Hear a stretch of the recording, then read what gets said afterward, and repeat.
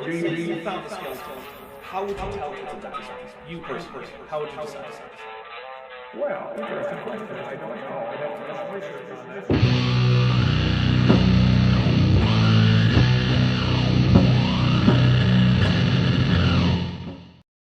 Hello, everybody. Welcome to Dapper Reacts. I am, of course, Dapper. I am here with Vishanti. This is Dapper Reacts 136. Spider-Man is history, according to these Christians. These being, of course, ICR in general, and Dr. Brian Thomas, and, what's her face? Because I don't remember her name.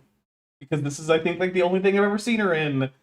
So, like, yeah. Like, I remember some of the names of some of the people, but not the people who were just, like, one-off, hosts for, like, podcasts. So, sorry. So, here's an update. Dr. Kip was originally going to be here, but then he didn't show up for the call at all, even though we started the call very early, and kept messaging him. Now he says he wants in, so here's the deal. That 30 Super Chat goal to unleash Kip is also to bring him in. If you want Kip back, if you think he's done enough penance for not even answering the messages, then let him know. And if not, well then, Kip, I'm sorry, but you ruined your Saturday plans. How dare you, sir? I'm a mean dinosaur today. No kindness, no mercy. Well, we also have a few things here. Well, actually, first, Pillow Punk has gifted 5 Dapper Dinosaur memberships. I'm going to take 5 drinks while Vishanti tells us how she's doing.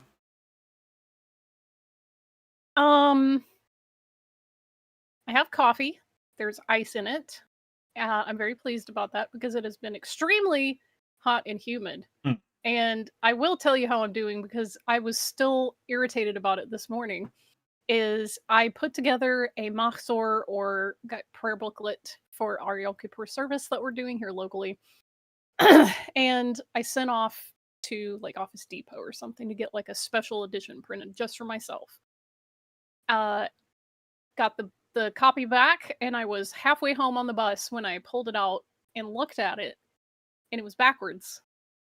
And what I mean by backwards is the binding was on the left-hand side of the page so that you open up the page left to right.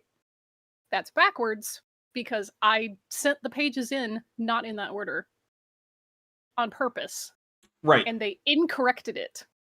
And the reason I put these pages in reverse chronological or reverse numerical order is because it's for a Jewish service and we read right to left. So page 1 starts on the right-hand side, not the left-hand side. And they incorrected it without contacting me. So I messaged their little like live chat service and said, hey, can you reprint this? Because I submitted it correctly. The file is correct in the order that it's done. And they opened up a support ticket, and the person, a different person than the one that I was chatting with, gave me like a response and said, well, as you can see, the pages are in reverse order. They don't qualify for. Yeah, like, the reverse order being the right order. You're assuming I didn't do this on purpose. And that is not correct. Yeah. Yeah. So I called the store and explained very simply, hey, I did this on purpose. It's supposed to be this way because it's for a Jewish event, and we read right to left. And the staff was very polite, very helpful. I enjoyed talking to her, and she was like, okay, I'll just get that one reprinted for you. No problem. You just pick it up whenever you can. I was like, cool, thanks. And it was so simple to fix. And I was just frustrated because I've worked in customer service. I've worked in retail and food service before. And when you have a question like that where you think there's no way that this was correct, there's no way. You have 2 options. Correct it and just assume that the customer was wrong and they didn't know what they were doing. Or, and this is probably the better option, contact the customer. Yeah. And say, hey, did you mean to do it this way? Yep. And if they say, yeah, you can go, great, just making sure I'll have it ready when you get here. Or, oh, I'm glad I called you because, you know, we can fix that. So. Reminds me of, yeah. Not the last time I used Dormammu Dapper, but the time before that, where the owner of Sheepit, my render farm, was like, oh, hey, we canceled your frames because of missing textures. And I'm like, what are the missing textures? And so this person's like talking me through like, well, see, this crystal is magenta, and also the eyes are magenta, and we figured that was missing textures. I'm like, no, that was intentional. I want the magenta. Please let my frames finish with the magenta. All right, we have a bunch of stuff more to read here. Yes, I see. Let's see. The South Geek official Taste TM. Oh, sorry, Original Taste. Let me back up. The South Geek Original Taste TM, who's at the Amniote level and has been a member for 29 months, says, amazing stream title, heart, hit like to avoid The Hobbit, and here's to 29 months of fun, learning, and great community with a Godzilla and an AIG's a bag of dicks emoji, and a pelagic tunicate, which is unfortunate, but we'll still take the drink for it, so thank you very much. Let's see. In case... Volcano. Treasure tab. Well, yeah, I'll do that one in just a second. I just want to let everyone know, yes, the drink counter is indeed in binary today. I broke back out the binary counter. You say that like I use it all the time. I've used it literally twice. No, I'm not saying that like you use it all the time. I'm just saying, of course it's in binary. What other live streams are this nerdy? Oh, well, I mean, Of course yeah. you put your drink counter in binary. It's the same reaction I have when you're like, oh, this thing's in Klingon. Gee, of Shocker. all people. All right, Yeah. from now on, we're going to only count in binary, and we're going to only speak Klingon. Ready, Vishanti? Go. No. You could just read out the Seinfeld speech that he gave for his son's bar mitzvah that was all in Klingon. No. In case anyone's wondering, yes, that's my favorite episode. Volcano Truth or Tad for $5 says, Kip isn't here because he's a coward, and this episode would prove volcanoes. AIG is a bag of Kips. Oh, we're taking a drink for that one. That's a burn. Also, Kip says, oh, fuck off, dinosaur. Look, I'm just But saying... I can't not read that in a fond tone because he's got the dad energy, and whenever he calls you dinosaur, I'm like, no. It's true. And hey, look, Kip is welcome as long as chat wants him. Chat is the one who's been betrayed, really. Yeah, Kip abandoned us. Yeah, he did abandon us. Let's see. Nether 6 biblical accurate tunicate, which means it has one eye instead of the 0 that it normally has. 0. It's been a member for 21 months, and at the Tetrapod level says, Christian nationalists sold their faith to Mephisto. Yeah, kinda, yeah. Ooh, Also, yeah, that would make sense. A lot the of this X makes sense. stands for Christ, so you don't need the T after Yes. the X. Correct, thank you. Yeah. Touch the place of hostilities tunicate for $2 says, minus 250 eye points for Kip. Ouch. Yeah, that's a lot of... Well, actually, that would put him in the lead by a lot, because remember, the game is distance from origin. So, that's... So we are using absolute values. Well, Which we weren't before. No, we've always been using distance from origin. Vector length. Okay, man. And vector length is always positive. Well, Nita upgraded their membership to Amniote, and Yes. just a message later says, now that I have a proper job, I can upgrade membership. So congrats on the proper job. Congrats. Also, Yeah. Fred Harvey for $2 redo says, Dr. Kill rocks, you silly dino. Hey, look, I'm not disagreeing. I'm just saying the chat doesn't seem to agree because they haven't brought him back yet. So, and I mean, if Dr. Kill really wants to come in, he can super chat too. He's not barred. He's just late. Very, very insultingly late. I personally am slighted, and Kip is lucky that we're not running under Klingon rules because I would have to challenge him to a duel with batlets. Yeah. No disruptor pistols. Batlets. Volcano Truth or Tat for $5 says 3 points for Vish. I'm gonna actually have to open up the point counter thing, aren't I? I'm gonna have to open up a third Blender window right now. Give me a second. Points for Vish for being here on time. -2 points for Kip. 0 points for the extinct host Mothra emoji. Oh, where even is it? Okay, binary drink counter, donations, edits. The Vermont. No, only more.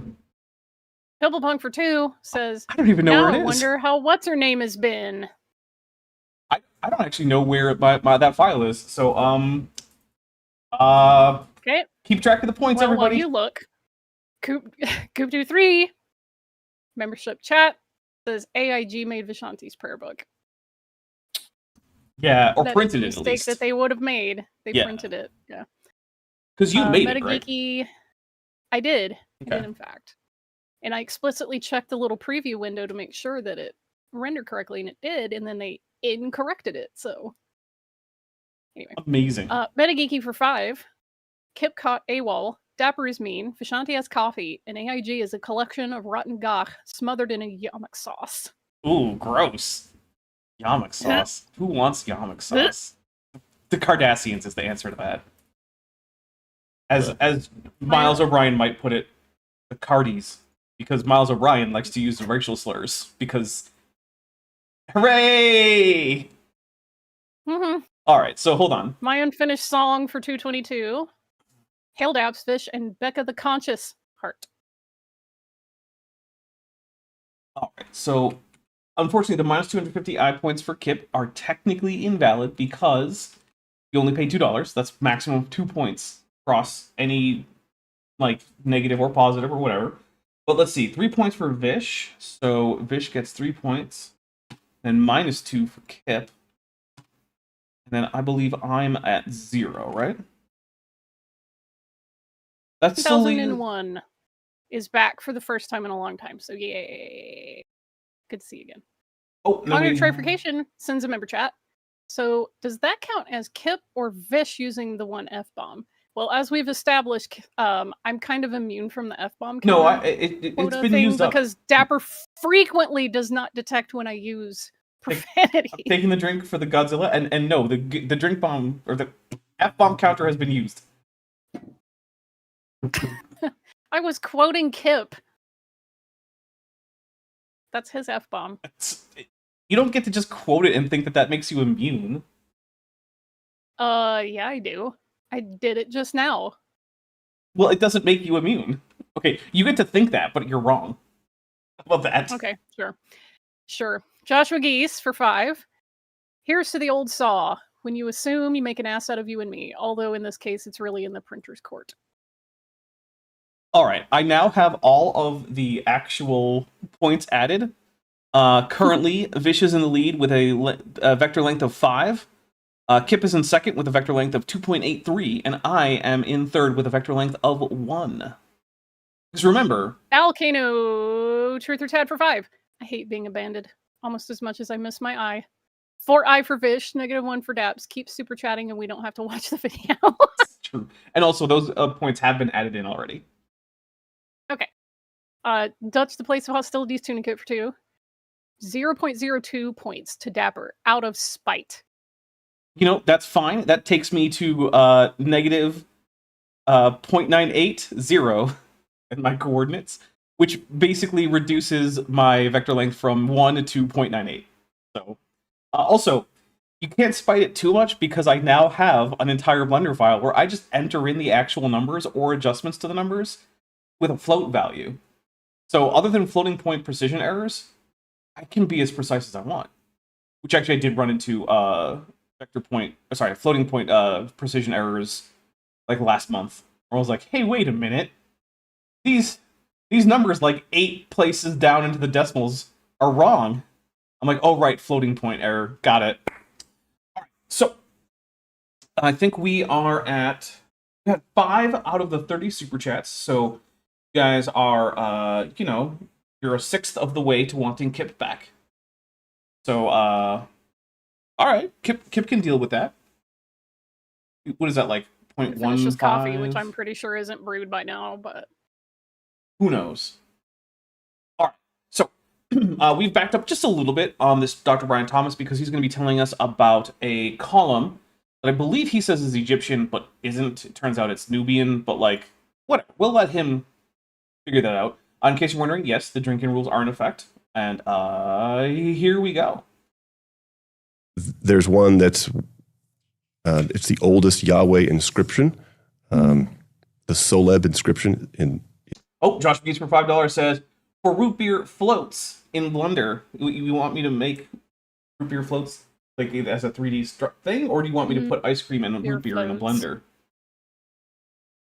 Because I could do either. Although I feel like putting root beer and ice cream in a blender is just going to make it explode.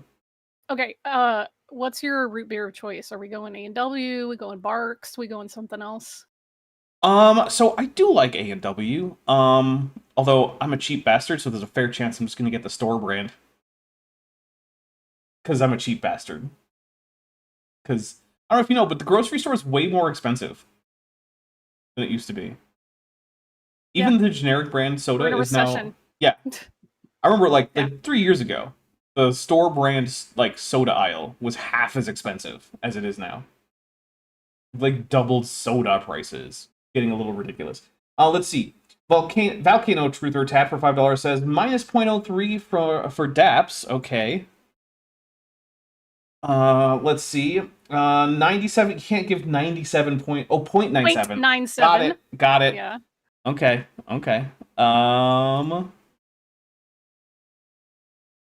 Let's see. Plus 0.97. For Vish. Plus 4i for Kip. Okay. Let's see. AIG is a rucksack of rollover errors. Nora. I'll take a drink for that. And then April Van Ryn sends out way too many pelagic tunicates. It's disgusting, but did end with a Godzilla, which means we do take a drink. Tunicates! By far the worst Hey, tunicates. Godzilla. You're just jealous Ugh. that they can move around. I can move around. You've met me. I've walked around with you. I'm saying pelagic tunicates move and sessile ones don't. You're just jealous. Why does that make me So jealous? Sessile tunicates, that's your boys. Yeah, they don't need to move You around. ride for the sessile tunicates, man. You're just jealous that you're riding for people for little tunicates that can't go anywhere. They're just stuck with their ass in the air. Like, sucks. Prosthetic Vulcan gels for 50 sex. Thank you very much. It always is appreciated whenever I get some sex sent over. Says, to summarize the summary of the summary, AIG is a bag of dicks, but went the International Phonetic Alphabet, although also going with very narrow transcription, which I did not follow all that closely. Sorry about that. I was using, like the slash level transcription. So, I mean, technically, the difference between the slash and the brackets, there's a point to that, but you don't want me to be a pedant. I was already a pedant about it just now. By pointing out that I was using the slash version rather than the brackets version. Okay. Let's see. Pillowpunk for $5 says, apparently YouTube censor has a problem with Professor Kip's name in combination with the words unleash. Does the thought count? This is a dumb problem. My favorite one of those of like the unintentional, like, why is this being censored? Was a few years back, I was watching a Twitch streamer who was doing Total War Warhammer 2. I was playing as the Dark Elves. And I wanted to say something about the homeland of the Dark Elves in chat, which is Nagaroth. Well, I was censored, and I realized it's because the consonants N, G, G, and R are listed in a row in that word. And they were like, no. I was like, oh. So we had to come up with, like, workarounds and talk about, like, the continent the Dark Elves call home. Because they were like, yeah, no, you're trying to be racist. I'm like, it's the name of the thing in the game. Nope, doesn't matter. Twitch was like, you can't. And I get it, because obviously there's a bunch of like racist gamers out there who are going to try and get around any censorship for that word. So like, yeah. Let's see. Jake insert clever Dapper inside joke here. Nelson, who's been a member for 30 months and is at the Tetchball level, says Operation Pelagic Tunicate, which is gross. Also, you're trying to turn it into a hashtag, but hashtags can't have spaces. They can't have camel case. That's how I separate words in hashtags. Camel case. Also, Klingon doesn't use camel case, because camel case is using capitalization and not spaces to separate words, which Klingon doesn't do. Noram puts for $5 says... Also, Operation Pelagic Tunicate was a success, so you should be like, thanks for the recording booth, everybody. Oh, yeah, it was a success. I didn't get... it hasn't arrived yet. It's supposed to be here tomorrow, so I don't have the card, and I was... Yeah, so there was a horrible, vile conspiracy that went on behind my back, and Vishanti and Bent and a whole bunch of other people knew about it, and it was apparently to start a fund to get I didn't do it. Like, I had nothing to do with the creation or the propagation of this particular operation. I was informed about it early on, but because I didn't get regular reminders, I also kind of like forgot about it because I'm very busy. So. Well, I do want to say thank you, and I will be saying thank you again after it gets here. But yeah, a bunch of people went behind my back and saved up $500 to buy me a recording booth that should be here tomorrow, according to the last I heard. which is amazing. And Yeah. I don't know how to say thank you the for best that. audience. Yeah, on that's YouTube. look. Originally, I put that in my wish list as an aspirational thing. I was like, maybe someday I'll get a cool little recording booth, cut down on all my echo. I'll have higher quality audio, and then like, yeah, and then it's just here. But also, we're now 1/3 of the way to getting Dr. Kip Davis added into the stream. And let's see. Valkino Truth or Ted, who's been a member for 7 months, is at the touchball level, says hashtag snake case is better. Also, Naranda puts for 5. Oh, I did miss Says, that. Yesterday, I learned Scott can cause a nigh infinitely large explosion with enough scotch. It's true. Yeah. Vishanti, have you seen the Scott? So are we talking about a person, like the person named Scott, but multiple of them? No, a Scottish multiple versions of Scott? So that probably should just have 1 T. I don't remember. Not 2. But anyway, excuse me. We played Scots and Cats on Top Hats Off yesterday. Nice. And Maddie intentionally made it so that multipliers actually multiplied iteratively rather than just stacking linearly like they normally do in TTRPGs. So we had someone roll like over 8,000 d8s to see how many cats they yeeted out of Scotland with a Molotov cocktail. Amazing. Yeah, it was. Right. It was. I'm pretty sure it was the largest dice roll I've ever seen in any TTRPG ever. And it was like, I don't know if I can actually physically roll this many, and we're guaranteed to win no matter what. But I want to know what the number is. So we went to an online dice roller and typed in like 8,000 something or other d8s, and came back with a number that was in the tens of thousands, as you would expect. Amazing. I am so mad that I accidentally did the thing where I said multiple of them, and I'm so mad. It should be multiple instances of them, not multiple of them. That's incoherent. Hate the freaking internet culture, man. Also, Becca Justiniano, who's been a member for 22 months, says it's because we love Dapper with the Mothra. Well, thank you very much. Guys, I feel like thank you doesn't quite adequately express how thankful I am for you sending me something that's worth $50,000. That's a lot, and like it's amazing that you could got just people say together. That was most triumphant. Yes, and also glory to you and your houses. Gotta get a little bit of that the Klingon thing in here. But now we're gonna hit play again because we're gonna get through some of this. And it looks like y'all want Kip here about a third as much as would actually get him here currently. Well, people keep giving membership chats, which don't count. It's true. So in Egypt, that's fine. It talks about it. It says in hieroglyphics Yahweh. Wow. So this isn't in Egypt. This is in Nubia. I did look into this a little bit, and I don't know where it's supposed to say Yahweh anywhere. So originally I thought these were cartouches containing royal names because that's what you typically see in Egypt, but this apparently is not the case. And so I think this might, the cartouche on the left might be what he's trying to talk about, right? It doesn't say Yahweh, nor does the one on the right. But the one on the left comes a little bit like closer because that reed in Egyptian is the symbol for a consonant that we think was probably a bit like a Y. And also, he's later going to talk about nomads, and that person is dressed like sort of a nomadic person in stereotypical Egyptian art, having been conquered with his arms bound behind his back. That's what's going on there, is that's a conquered person. And also the cartouche doesn't have the like sort of shield decorations that the one on the right does, which probably indicates that it's not the name of a city. But saying that this is anything to do with Yahweh is a little bit rough because that first half symbol of it's cut off. Well, first, yeah, half it's cut off. But also, like, yeah. I don't know how you're getting that, because what we're getting here is we're getting 3 uniliteral signs, so these are basically like the Egyptian alphabet, followed by a stroke indicating that that's it, that's the word, and it's getting repeated.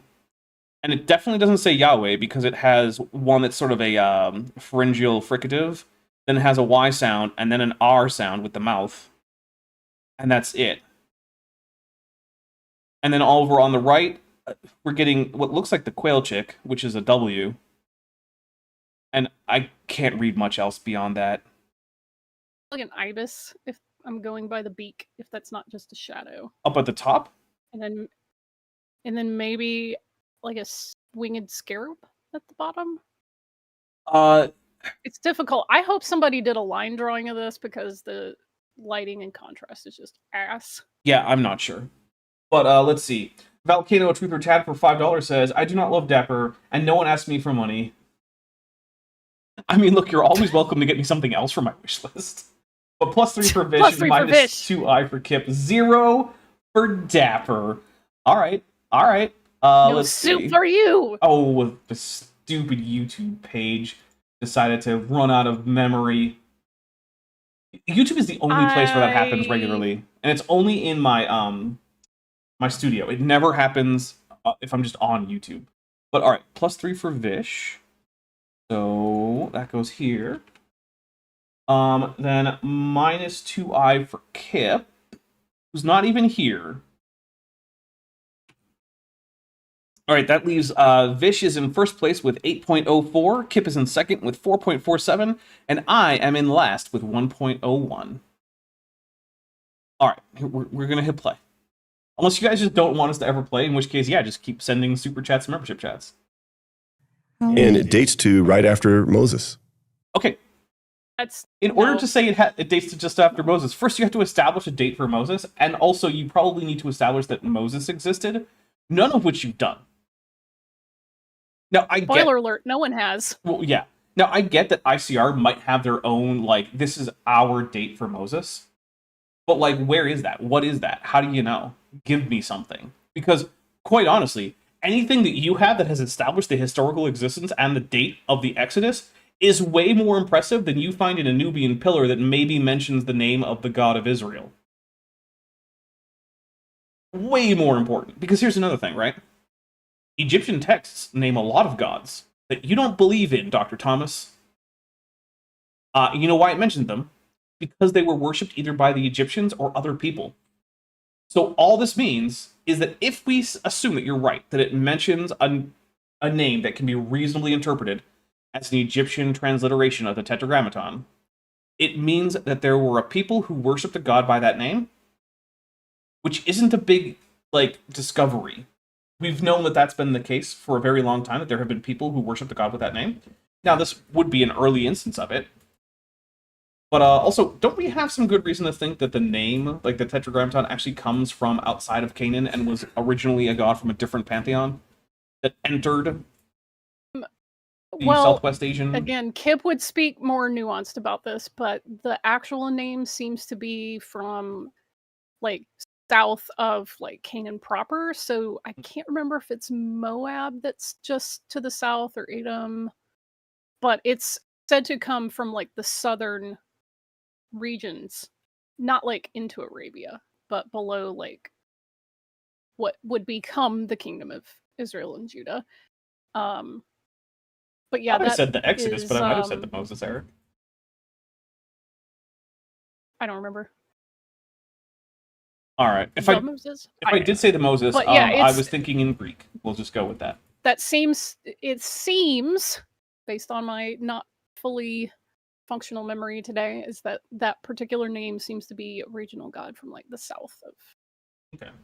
So even if that region. So we assume, which I'm not, that he is accurately reported that it has the name, it doesn't actually but not even as far indicate... south as Egypt. So Well, but... Oh, my goodness.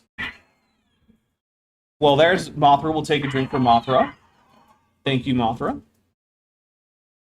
Volcano Truth or Tat for $5 says, why does pseudo Dr. Thomas look like he got hollowed out by a wraith? I'm serious. This is a collar shirt over a skeleton, +2 for I for Vish, -3 for Dap. Okay, so it was +2i for Vish. Metageeky writes, if only a Canadian could remember to show up, and then we might have the answer. Well, I mean, he's Make standing them by. fives. Yeah, he's standing by. We can get him on here anytime. Yep. Let's see. So look, I don't want to comment too much on what might be going on with, like, Dr. Thomas's health or whatever. I don't know. I'll just say I just think he's aging poorly. He might be aging poorly. He might have also just lost some weight. I don't know. Right? Or it could be both. Sometimes people, like, get sick and lose a lot of weight in a short amount of time. That's also yeah, maybe he recovered from the flu recently. I don't. Well, recently in the context of this video, right? So like, yeah, I don't know. Could have been a lot of things. I do not wish ill health on Brian Thomas. So say that. You know, and it talks about the nomads of Yahweh, which it's got to be the children of Israel. Yeah. Does it have to be? No, it doesn't gotta be. It can literally just be like nomads who worship that deity from like a southern part of the region that some may have gone into Egypt, some may have been conquered by Egypt and taken as prisoners, some may have moved north into the hill country. I mean, it doesn't have to be Israel. Now, What the heck? is it compatible with that being Israel? Yeah, it is. And like that would be an interesting thing to look into. Like, who are these nomads? Do we have any other mentions of them elsewhere? Can we find any archaeology that refers to them? Like any not refers to them, but like that might be from them. And also we have Oh god. my goodness. Oh hey Gordon.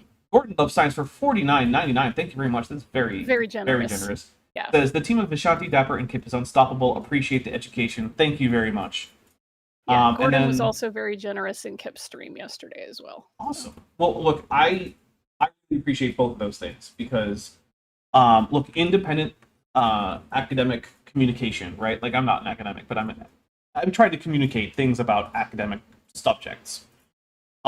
It is tough to keep that going. It is always a struggle to make sure that we can afford to continue doing what we do, and every time someone helps out, I really appreciate it. And I'm saying this in the context of a very generous donation, but I'm not meaning to minimize the importance of the $2, $3, $5, whatever donations, because that all adds up. I mean, that also somebody tossed me like $20 for Dragon Con. Just like, hey, you need a break, take a load off, have a drink or something. And that actually bought me like 2 solid meals, like 2 really good, Nice. solid taco and burrito meals while I was there. And it was proper food, it wasn't trash. So a little goes a long way. I was donated some DoorDash money, and I turned it into stuffed grape leaves and beef shawarma. It was really good. And I still have a little bit left over, so that might be like my lunch during Godzilla. Is I might have no, but I mean say a little leftover. I mean I have a little bit of DoorDash money left over, so I might get a new DoorDash order for lunch. Josh McGee's for $5 says Red 5 standing by. Thank you very much. Yes. I haven't done any Star Wars that things reminds in a me. long time. Egyptomaniac in the chat writes, I think the Solub temple has an inscription on it that may contain Yahweh, but the image he shows is the wrong pillar because obviously he can't read the inscription himself. That would explain it. Oh my god. Oh no. Oh, because the whole time I'm like, why is it this pillar doesn't say anything about Yahweh? I can read some of this. Some of it's obscured, but Yeah, like it doesn't look like it says right. Yahweh. Well, That would make the wrong sense. pillar. Mhm. There's your problem. I'm taking a drink for the wrong pillar being on screen. Jeez, dude, come on. Okay, thank you, Egyptomaniac, who knows way more Egyptian than I do, by the way. I know very, very little. I roughly know enough to say if someone's just blatantly lying about an Egyptian inscription, but that's about it.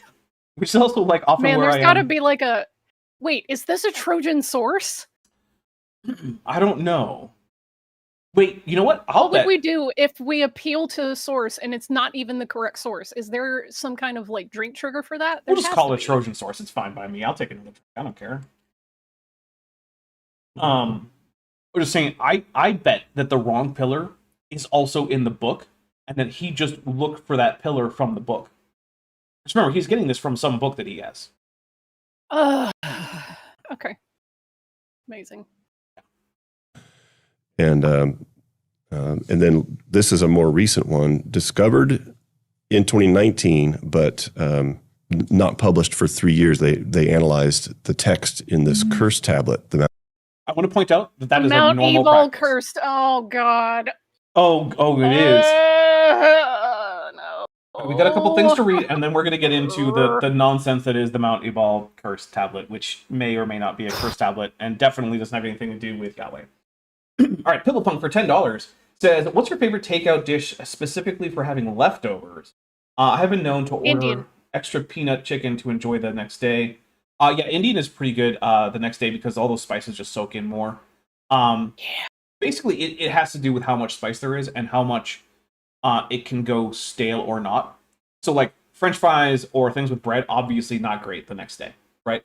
But if you have something with a lot of spices in a sauce, and then it's like just meat and vegetables or rice or something, things that benefit from absorbing flavors like just through soaking, yeah, that's gonna be really good. So like, I like fried rice the next day. I like Indian food the next day. I've had some Middle Eastern food that was basically just various Middle Eastern wraps and shawarmas and things like that, but that they were just like in a platter.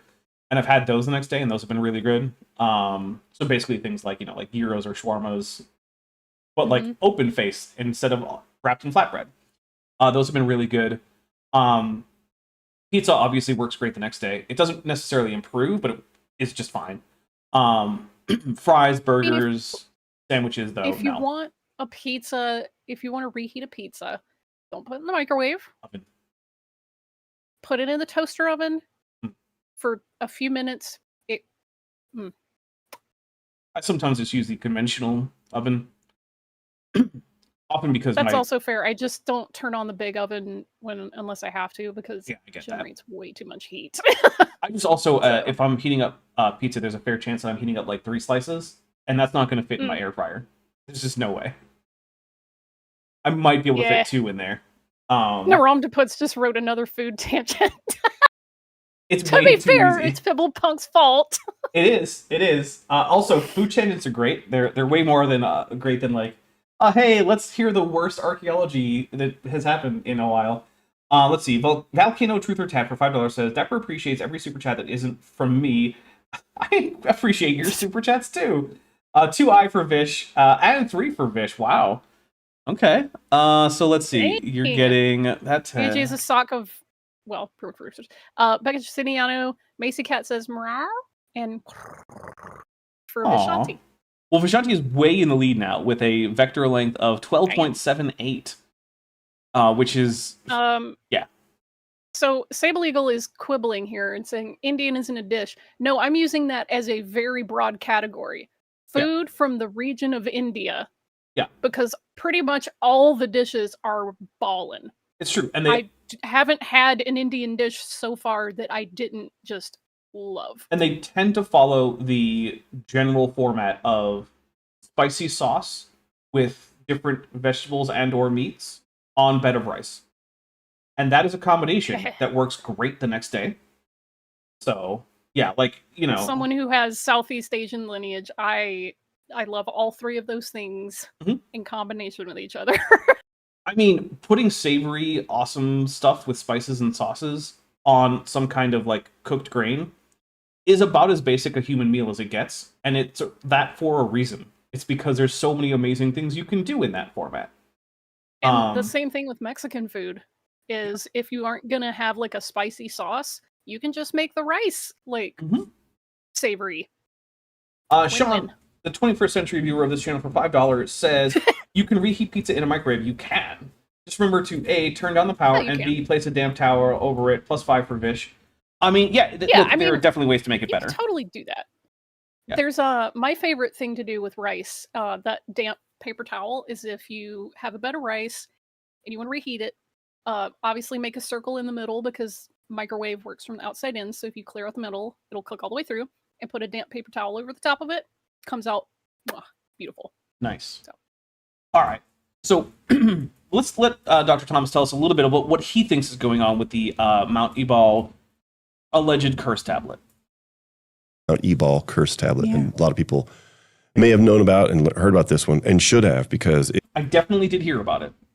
I heard probably more about it than I needed to, but that's okay. It is awesome. And it's a little lead tablet, and it was part of the process of the curses that God told the Israelites to listen to. That's a big jump from even the claims made by the archaeologists, who do not connect this to any biblical passage. So, what actually is this? It's basically a beaten bit of lead that has something incised onto it, part of which kind of looks like a figure-ish, and then there are a bunch of marks that have been interpreted as basically an ancient Canaanite alphabet spelling out something about like by Adonai you are cursed, cursed, cursed, cursed or something. But you have to go in weird, nonsensical patterns to get there. It's yeah. Also, none of the incisions in particular, none of the incisions particularly look like the letters that they're being interpreted as. So, in addition to the fact that the order of reading is just zigzagging across the tablet, apparently, it's not even clear that any of those incisions are meant to be letters. So, the most likely thing for this is it might have been a curse tablet. I don't know. But even if it is a curse tablet, it does not seem to have any linguistic like information encoded into it. No words seem to be there. It's a Rorschach test for people who want the name of the God of Israel to be found earlier than it has been. That's basically what's going on. If you want to see a curse tablet that mentions Yahweh, you can, if you really, really want to, if you squint really, really hard. But no one who doesn't want to do that as some kind of like, thing to support their particular dogmatic beliefs has ever come away from that tablet saying, oh yeah, no, this is definitely what that is. You have to believe it's there in order to see. It's sort of like the the EVPs on ghost hunting shows. Yeah. Next time you watch a ghost hunting show, don't pay attention to the subtitles. Cover those up with your hand or like look away and listen to the EVP. Mm-hmm. Then rewind and think about what you thought it said, if you think it said anything. And then look at the subtitles. And I can almost guarantee you, Legendary. that you won't hear what the producers and hosts of the show say they heard. Hey there, demons. It's me, the boy. Sable Eagle writes, Flavors of India here has plenty of options for coconut rice, garlic rice, lemon rice, pineapple rice, and so on, as well as all the curries and a wide range of naan. And that sounds... Give me all your naan. I'm getting hungry right now. Like, yes. I might have to order Indian food. Yeah. Here, and then... That reminds me, hey, Jamie Oliver, you're never going to watch this, but the dish butter chicken has fucking butter in it. Yes, thank you. Thank you. The mirror mountain across the valley, they pronounce God's blessings. If you do this, the terms of the covenant, the Mosaic covenant. I have not heard this claim anywhere in association with this tablet. This seems to be an ICR or maybe author of that book original, as near as I can tell. I mean, it's because you have the blessings for Mount Gerizim and the curses of Mount Ebal. And he's like, well, obviously, if you found a cursed tablet for Mount Ebal, it has to be like the mirror of the Mount Gerizim blessings. It's also that. First of all, that means the Samaritans were right the whole time.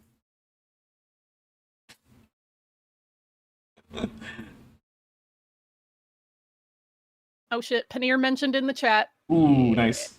I also want to know if there's an update about all those people in South America who wanted to join the Samaritans, and like they sent out a priest to like go check that out and be like, "What the hell is happening right now?" So like, what? Yeah, apparently. What are you doing? Apparently, like the majority of them were like Karaite Jews, and like they were like, "Hey, we would like to convert to your religion." We're just like, "What? We don't really do that." Maybe, I don't know. We'll send a priest out and see what's going on. I want an update. Did they ever get to join? Because, like, look, if both sides consent, then good for them, right? Like, I hope that all sides come out the better for that.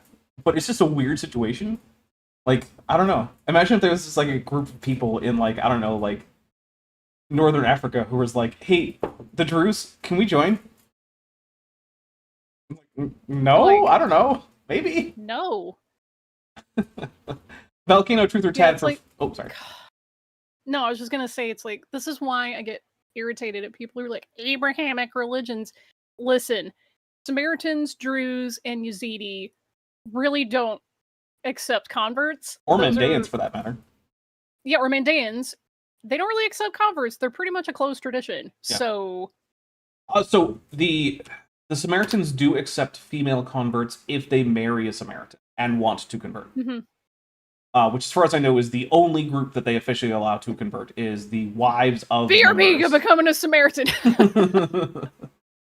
And that was actually only a recent thing when they realized that, like, hey, Oh no, we can't just maintain numbers without accepting. yeah, and also if we tried to maintain numbers without accepting new people, inbreeding is a thing. Yeah, let's not.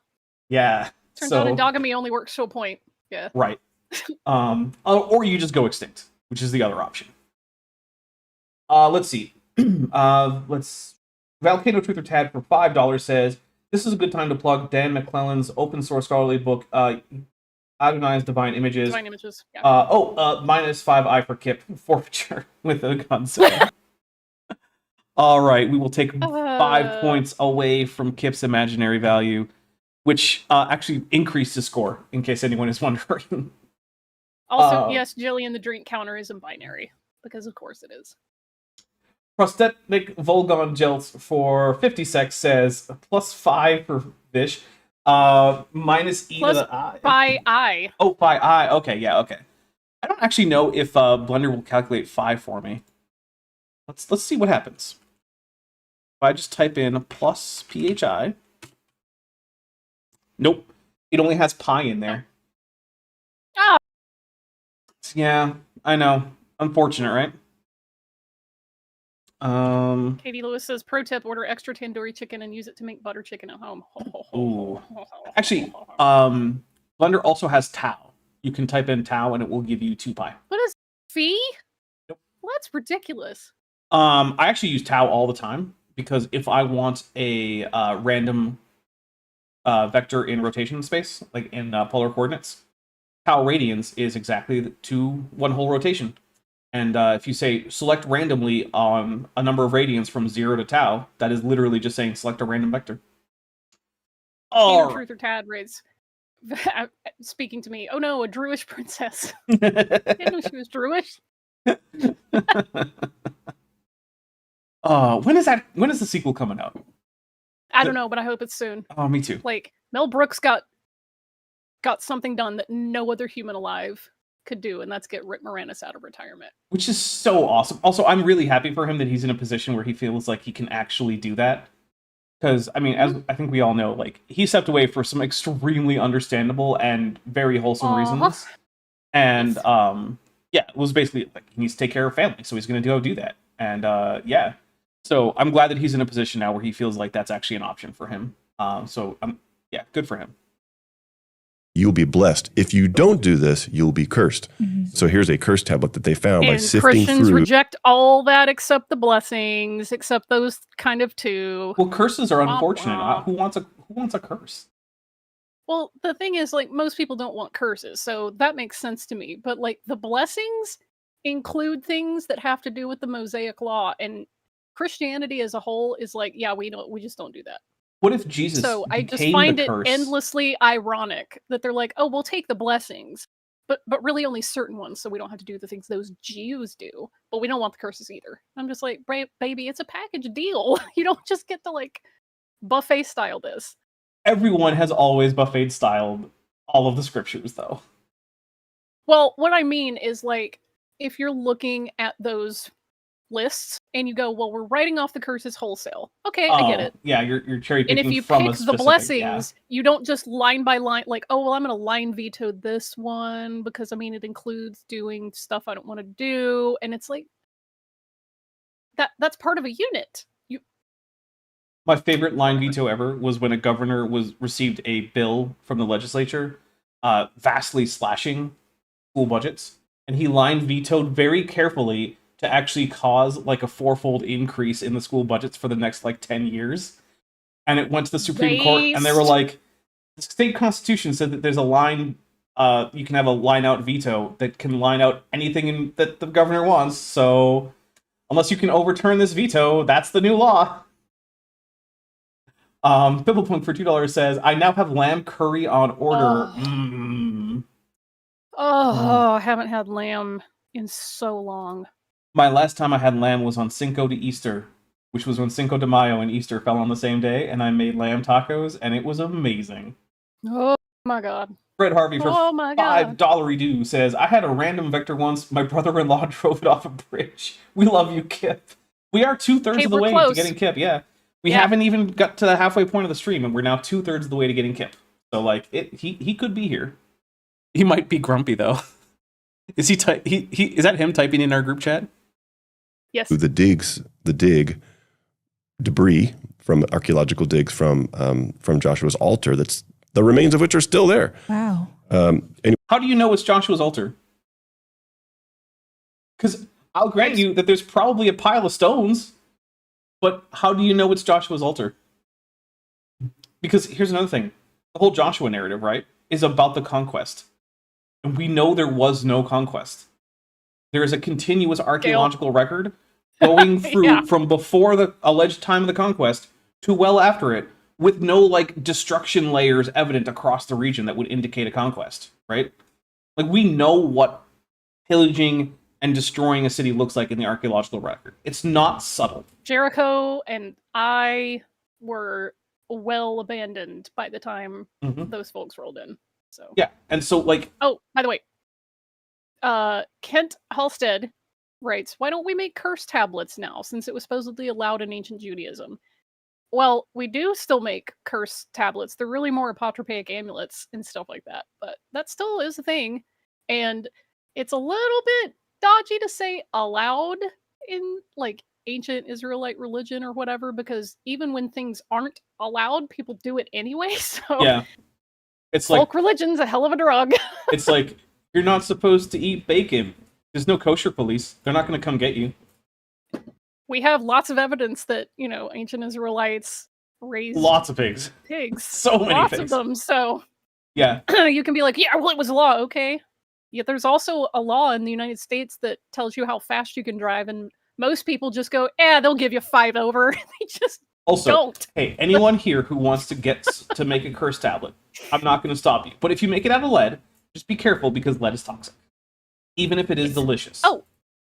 Jillian just messaged me and said Spaceballs 2 comes out in 2027 for the 40th anniversary of the original. Oh, okay. Excellent. That is Excellent. like normally I get really tired of like these long unasked for like legacy sequels. Not with that Mel one. Brooks. No, I'll take it. Spaceballs. Mm-hmm. It's okay.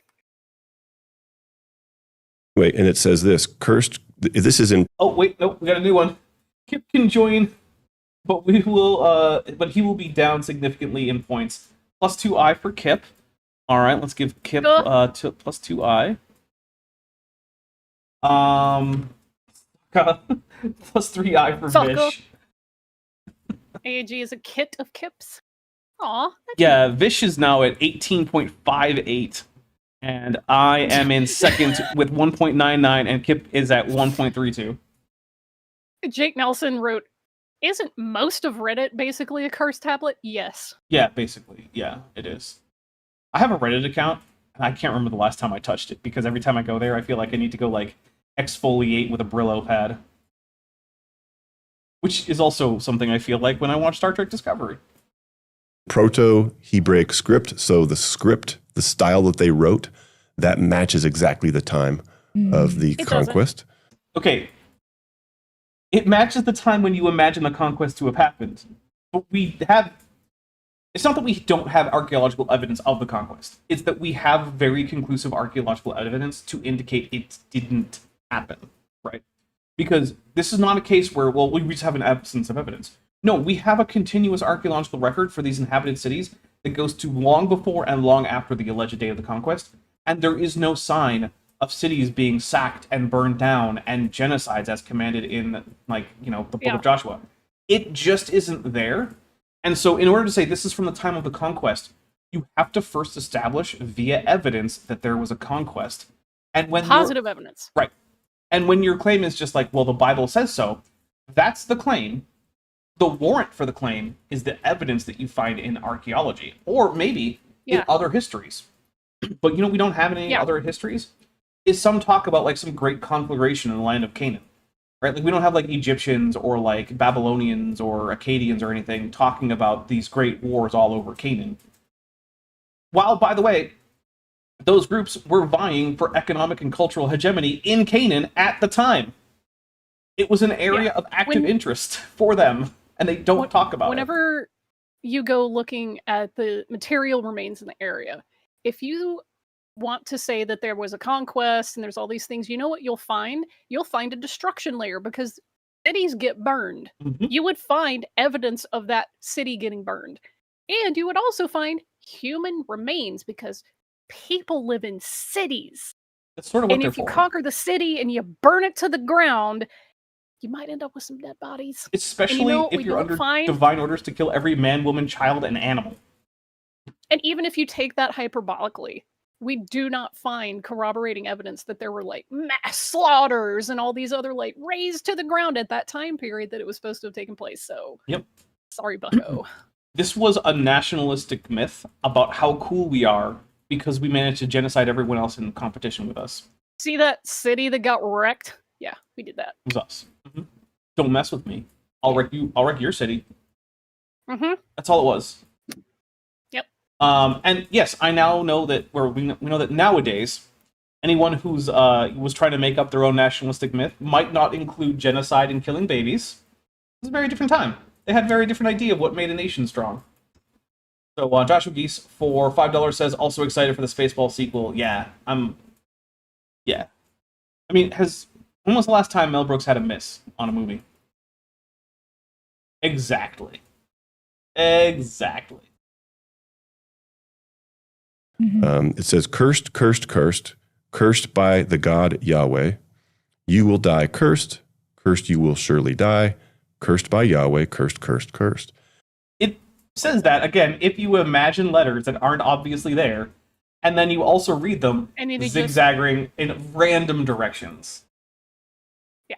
It's this is ridiculous. At best, it's a word scramble, and that's being generous because that's assuming that the marks are letters, which they probably aren't. And so there it is, named Yahweh in Israel from that early time. And it says nothing of the sort. No, it does. It most likely doesn't say anything. It shows that it just lines up exactly with biblical history. And oh, by the way, it says cursed by the God Yahweh. That's Elohim Yahweh. No, it's not. Those are not the same. My goodness.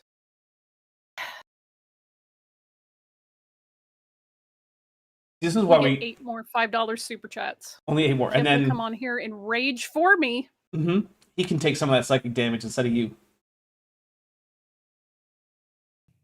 And so in also, one I tablet, just do want to say, Kent Halstead accurately says Mel Brooks made David Lynch, and Jillian says, "Yep, the story about him refusing to let the studio interfere with the Elephant Man." Mel Brooks, super based, Ultramensch, was like, "Let this man cook." we have these two names of God.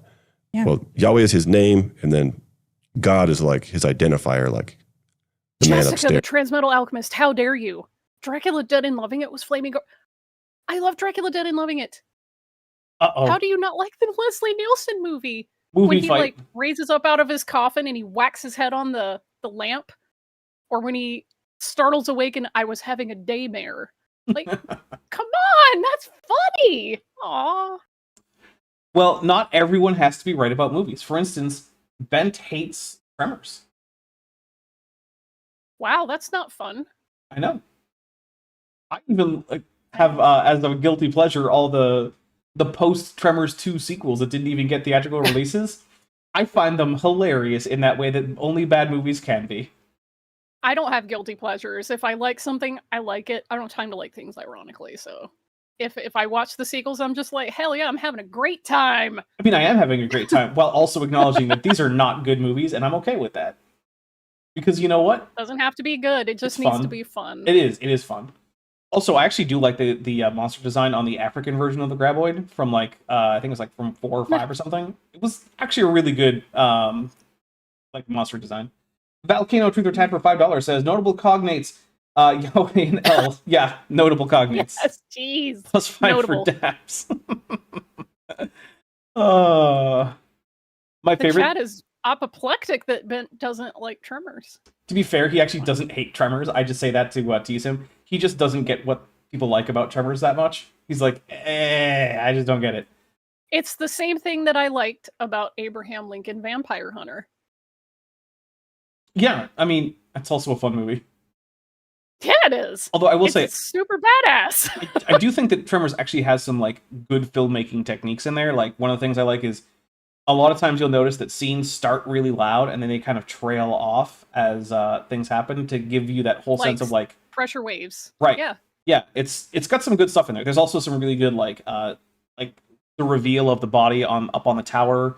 That's a nice camera motion going on there for the reveal that we kind of get it as the characters do, and there's some crap that went into literally this is one of those things where if you really want to have some fun with it, just think of Tremors as like the American horror version of Dune. Yeah, like the yeah, sandworms I can from see Dune. that. Yeah. Also, I appreciate Tremors 2 in that it's an American movie set in Mexico that neither has a piss filter nor is set in the desert. Which, like, it doesn't take much for me to be kind of impressed by your portrayal of Mexico in terms of geography. And it is just this. Don't use the piss filter, and sometimes film in a part of Mexico, or a part of somewhere that's supposed to be Mexico, that isn't just the desert, because Mexico also has rolling grasslands and jungles and all sorts of things. Yeah, there's an entire band from like Jalisco over to the Gulf of Mexico, and it's mountainous and it's very lush and it's practically jungle in the Yucatan.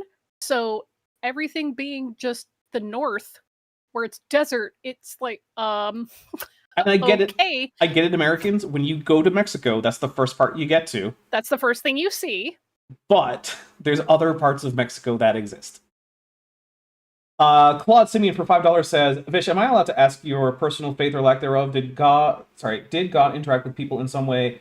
Was religion purely invented by people, etc.? Well, that is a very long question, and I will let Vish answer as specifically or vaguely as I mean, you're allowed to ask. It doesn't mean that I'm going to answer in a way that's satisfactory, because that is kind of a long response.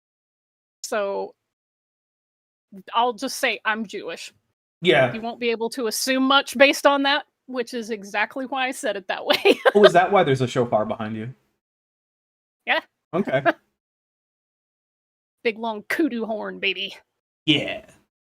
It's very difficult for me to produce sound on those, though, because despite being very, like, lengthwise long, the mouthpiece is even smaller than that of a French horn. And for those of you that play brass instruments and know anything about the French horn mouthpiece, it is by far the smallest of any of the brass instruments. It is very, very difficult to play well. Could you trim down honky sounds on it? I want to. Well, I finally found my Dremel. Whoop whoop. Nice. My plan is to Dremel the hole so that it's wider. Yeah, I was gonna say. Yeah, could you install a bigger mouthpiece? For $5, Metageeky Platypus Librarian says, family ties and Tremors are clearly same universe, raising Michael Keaton to revert into being cool. Oh, you skipped the super chat, though. Oh, we did that? Yeah, Volcano Truth Chat. No, I didn't. I read the notable comments. Okay, yes, you did. Yeah. No, you skipped it. It's my only question about Vish's faith is if she rejects the corruption of the flesh and accepts the purity of steel. Yeah, I did miss that. Yep. All right, Vish, how do you feel about the Omnissiah? Praise. Yes, praise. Remember, the Omnissiah knows all, comprehends all. Binaric screeching. Yes, all the binary screeching. Or the Once I transcendent became one. aware of the weakness of my flesh, it disgusted me. As it does for all of us, really. Do you crave the strength and certainty of steel? Yes. Okay. You know, it'd be saying something like that. Yeah. But this one artifact refutes the documentary hypothesis. What? No, it doesn't. Even if it is what you say it is, how would it do that? What? I have to take a drink. What the hell? Ow! Wayne, tell me how, Brian, I suppose. And kicks it to the curb. Yeah. How? The documentary hypothesis is this concept that, you know, later authors cobbled together and invented these manuscripts. No, the people who were redacting the books that became the Torah weren't inventing manuscripts. They were editing already existing texts together into new manuscripts. I don't think anyone has Yes. ever argued that, like, the redactor or redactors or whomever was sitting down also writing up brand new stuff. Seen people who are ignorant of this field try to make that argument where they're like, oh, this was written in the 3rd century. Like, no, there are copies that date back to the 3rd century, but the oral stories and the traditions were written down well before that. You just have copies that stitch them together. Yeah. Oh god, people are putting in keys for stupidity, jeez. Oh, yeah. I mean, Yeah. that definitely deserves a key because, like, even if That was weapons grade the stupidity. so-called altar of Joshua were real, and actually, look, there's a physical thing, right? But even if it were actually an altar made by Joshua, that might lend credibility to the book of Joshua and also to some of the stories in the Torah, but it does not refute in any way the documentary hypothesis. Because here's something: even if Moses actually existed, and the Exodus really happened, and the conquest really happened, that doesn't make Exodus or Genesis or Leviticus or Deuteronomy not composite texts. It just means that those composite texts contain stories that are true. I don't know how Come on, y'all. more obvious that could be. We only need 2 more. We got a couple more super We chats only need here. 2 more, and then we can bring Kit back after the break. Come on. We can do this. We can do this. We can do this. Pillowpunk for $5 says, most people would think America was basically a wasteland if they only ever saw imagery from the middle of Kansas. Yeah, basically. Yeah. Oh. Yeah. Or just the desert wasteland of Vegas and Nevada broadly. I would like to imagine that there's an alternate universe where Mexican cinema is dominant worldwide, and the only time they show America, it has like a weird reddish tint over it, and it's only the American Southwest. That's it. Yes. Yes. I hope that that's a timeline that's out there somewhere. Mm-hmm. Let's see. Pegajace's pointy pyroclastic pyramid for $5 says, we need Kip's reaction disproving the documentary hypothesis. Well, we only need 1 more. I just imagine he's screaming. I would think Right so, now. yeah. Yeah, he's probably too angry to even be in chat. Prixie Volcano Purist Purple for $5 says, I'm going to need Kip to comment on that one. Well, 1 more, and that means the chat actually does want him in here.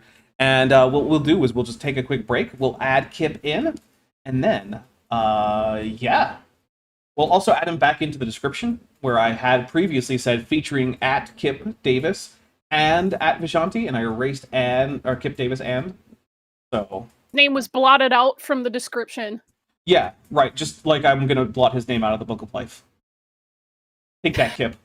Regios, there we go. We got more than enough. Regios for $5 sends a Godzilla. We'll take a drink. We're going to take a drink after we read through these. We're going to take a break after we read through these. I can talk. Okay, Fred Harvey for $5 review says, Dr. Kill lives! And then Volcano Truth or Tad for $5 says, the dog I am watching just started barking at me when I said that, and I can't blame him. When he said that. When he said that, sorry. Please say hi to Siggy. Hi, Siggy. +5 for Vish. All right, Vish, you just got +5. You might have a new high record score right now because you're off the screen. Hold on, you're at 22.8.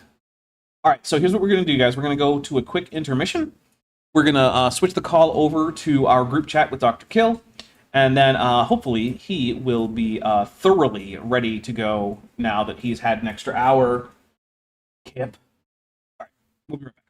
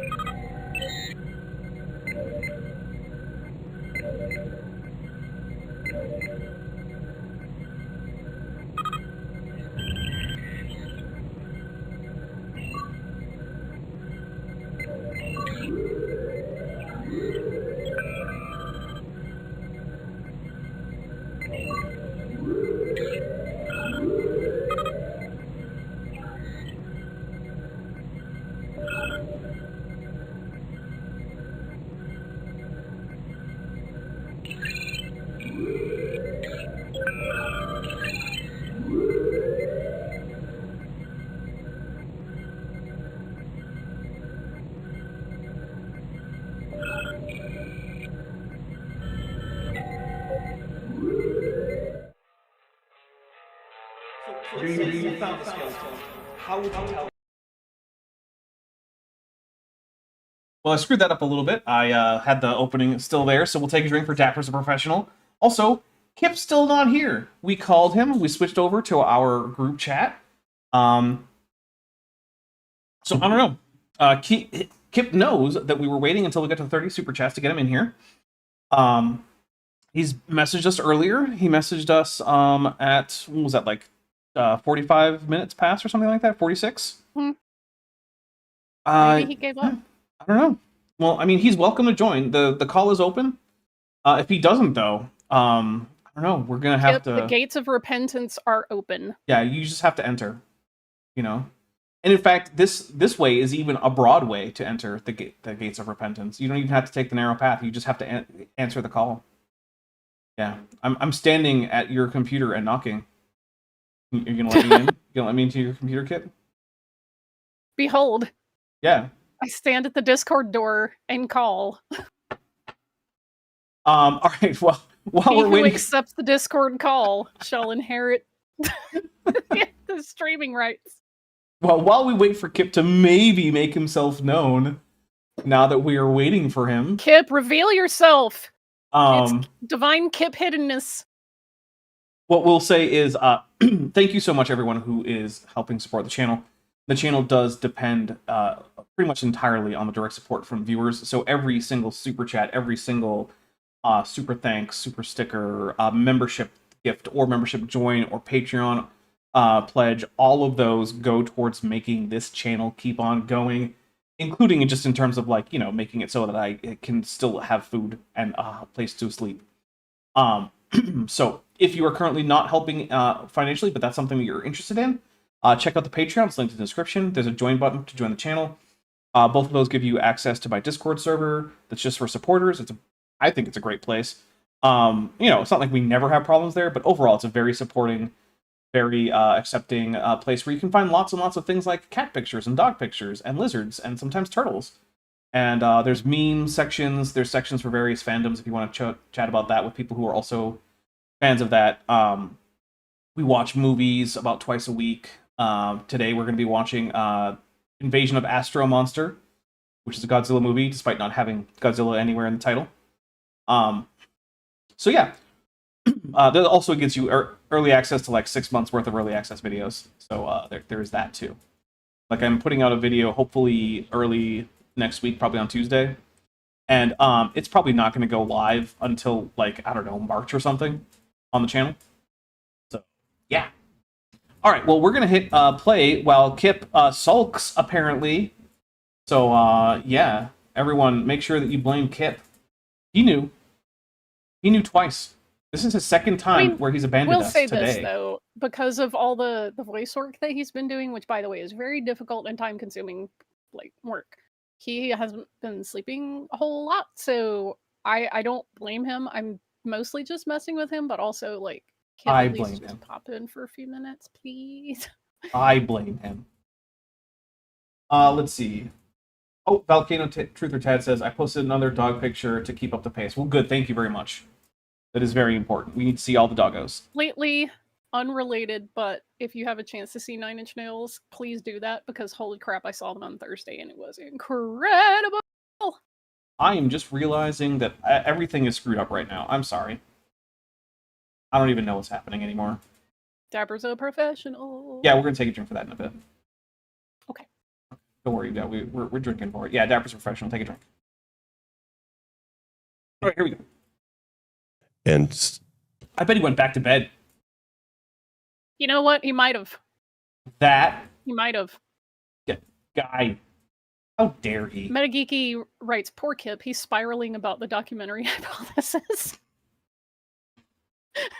He just couldn't take it. and told to invent a history for Israel so that they would pretend like they had roots that went really far back. No, they weren't pretending. This was meant to, like, legitimize their kingdom and show that, like, yes, we have had a presence here prior to the exile. They knew that. Mm-hmm. It was just expanded.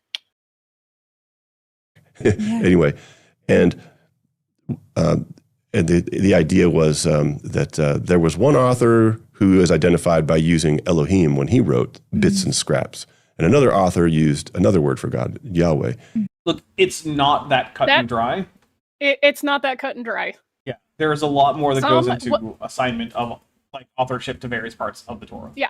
Initially, people were like, hey, I've noticed a trend in theme and audience and like word choice with someone who tends to use the divine name more often versus this other set of traits that the person who writes Elohim tends to use.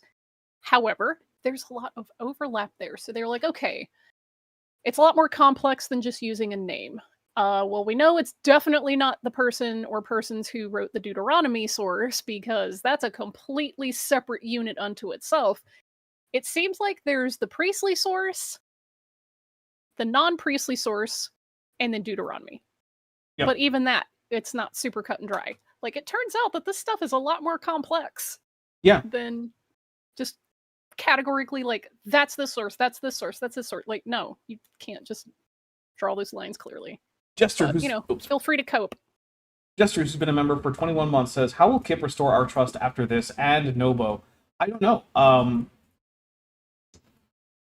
I guess next time Kip's here, instead of unleashing Kip on a Super Chat goal, it'll just be to trust Kip again. Once we hit the next Super Chat goal, we'll trust Kip again.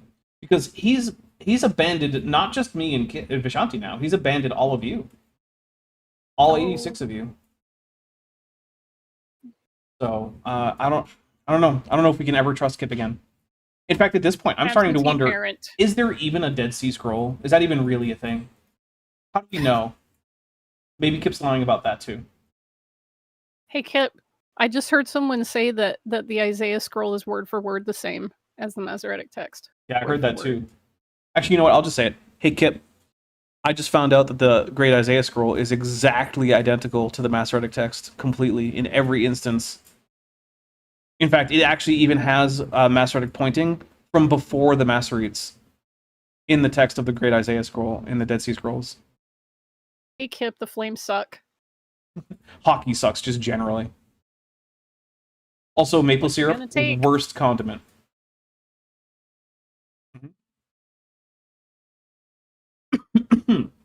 Also, you still owe me $500 a month for getting it wrong about volcanoes in Canada. Volcano Truth or Tad, speaking of which, for $2 says, I will never trust Kip again. I mean, how could you? Really?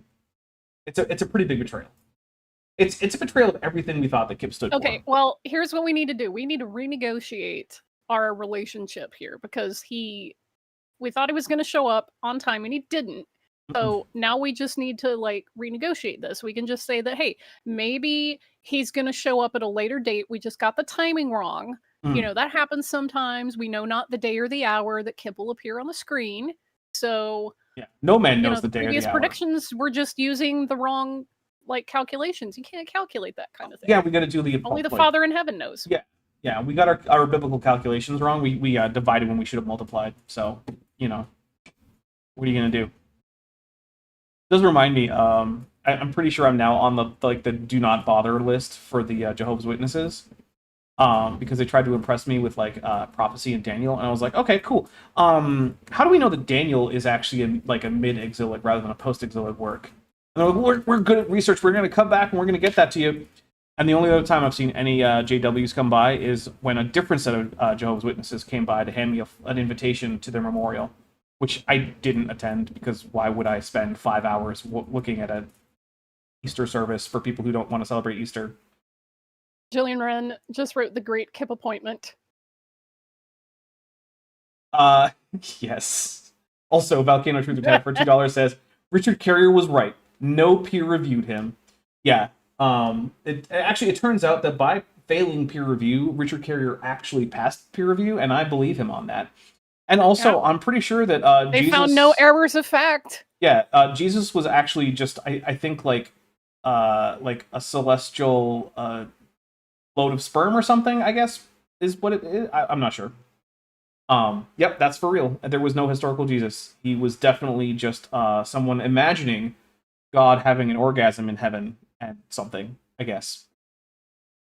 That's what that is. and then sacrificing that orgasm. I guess in the since heavens. Isaiah proved that God has big dick energy, It's true. if you have a heavenly cosmic orgasm, then naturally you're going to come out with Jesus. So, okay, yeah, that tracks. Yeah, see?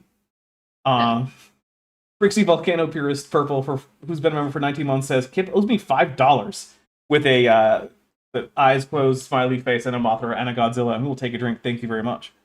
Oh, God, now we're getting really in there. Jessica the Transcendental Alchemist writes, inspiring philosophy never quote minds. Yeah, actually, I'm about to become a big patron of inspiring philosophy. Yep. And also, what's that guy who likes to argue that Muhammad existed because he thinks that the stories about Muhammad are bad? What is it? David Wood? Yeah, I'm gonna go become his patron too. I just think that that David Falk is a good scholar of the Bible. And Egypt, by the way, and who has impeccable And Hebrew Egypt. pronunciation. Mm-hmm. Yep. If you ever want to learn how to pronounce Hebrew, you should definitely watch David. It's Eminently David. qualified. Mm-hmm. Yeah. How do you say family in Hebrew again? Miss Cuppet. Yeah, right. Sean, the 21st century viewer of this channel for $10 says, I'm sorry, offended. Maybe I'm so offended that I sent Maybe a super I'm chat. so offended. Yeah, okay. I'm so offended that I sent a super chat and Kip didn't show. I want my money back. Wait, why am I sending this as a super chat? And why am I still typing? I think I made a terrible mistake. Godzilla. We'll take Godzilla. Thank you. Jessica again for the win. John Allegro is a sound reliable scholar. Ooh. He was at one point, and then he went completely bonkers. Got a touch of the Nobel disease. Yeah. I'm going to start calling it the Dennis Nobel disease. And Ron Wyatt is a great archaeologist. I mean, that man found the actual blood of Jesus dripping from the actual cross. God, this is getting vicious. Volcano Truth or Tad for $2. Very excited to go back to Derek's channel now. Oh. Ooh. Oh, Oh. it's brutal. If Kip is asleep, he's having the worst nightmares right now.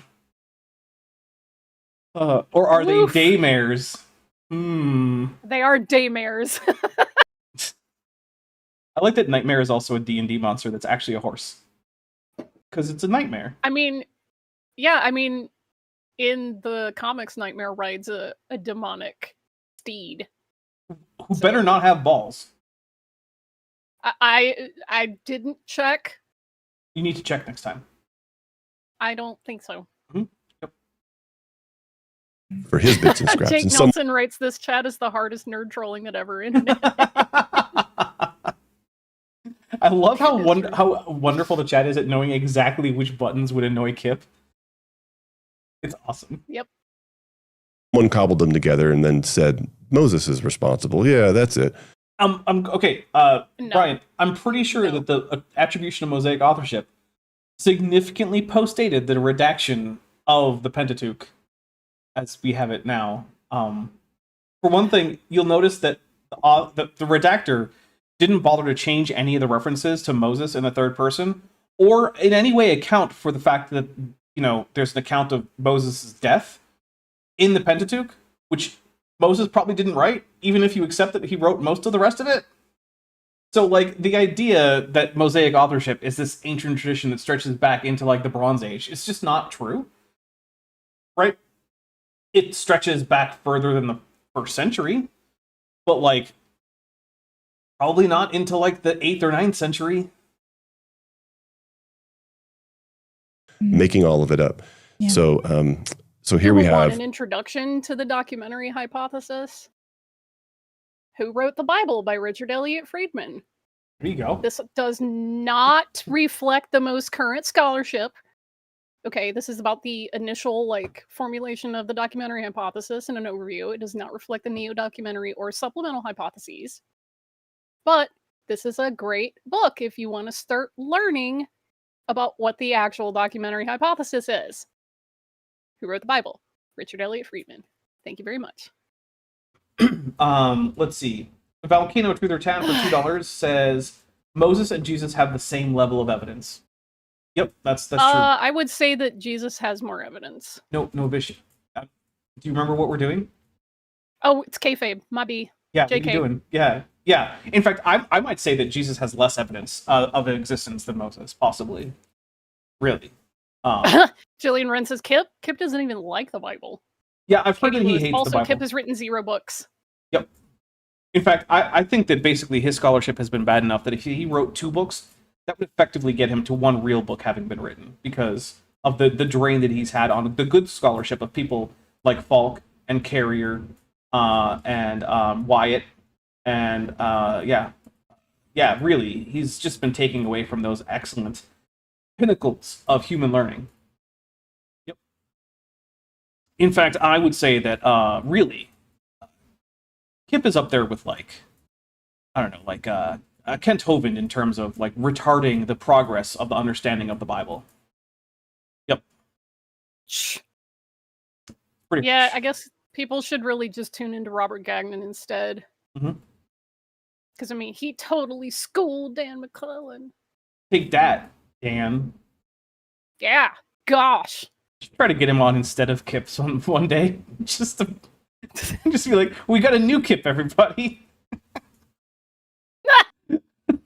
Dad went to go get cigarettes. This is your dad now. Him or Josh, I think he or Josh would be excellent. Oh, they would both be excellent. I mean, they're both cool, so. Although I don't know if Josh is going to want to come back on the stream after you like gave him such grief over over grammar. I felt like it wasn't that hard of a question. Talk about I'm sorry. splintergativity? What? It's a feature of the language he was here to talk about. I didn't think it was that crazy. I recognize now why it does seem that way, but like... Next time Kip is here, we'll have to have him explain valency-changing operations in a cross-linguistic context. Jillian Wren writes, Moses wrote way more books than Kip. That's true. Moses wrote 5. Yeah.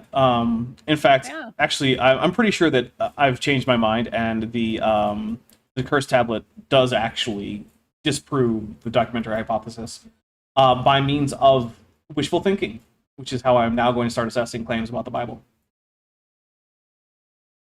Both these names for God right there before the documentary hypothesis people.